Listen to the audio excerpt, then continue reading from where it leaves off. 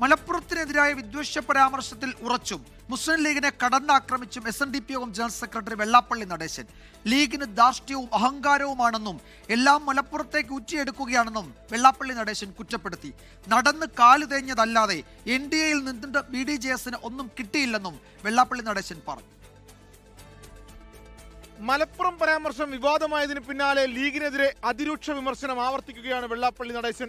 അധികാരങ്ങളും അവകാശങ്ങളും മലപ്പുറത്തേക്ക് ഊറ്റിയെടുക്കുകയാണ് ലീഗ്.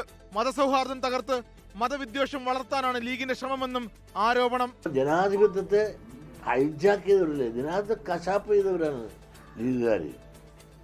അവിടെ ദാർഢ്യവും അഹങ്കാരവും മണി പവറും മസിൽ പവറും മാൻ പവറും ഉണ്ട്. ലീഗ് എന്ന് പറഞ്ഞാൽ അത് മലപ്പുറം പാർട്ടിയാണ്. ആ മലപ്പുറം പാർട്ടി മലപ്പുറത്തേക്ക് എല്ലാം ഊറ്റിയെടുക്കുക, അവരുടെ സമ്പന്നരെ സഹായിക്കുകയും ചെയ്യുക. ലീഗുമായുള്ള പഴയ ബന്ധം ഓർമ്മിച്ചായിരുന്നു വെള്ളാപ്പള്ളിയുടെ മറുപടി. കൂടെ നടന്നിട്ടും അർഹമായതൊന്നും തന്നില്ല. ഇതോടെയാണ് SNDP അകന്നത്. ഇന്ന് തന്നെ വർഗീയവാദിയാക്കാനുള്ള ശ്രമം ഈ അകൽച്ചയുടെ ഫലമാണെന്നും വെള്ളാപ്പള്ളി.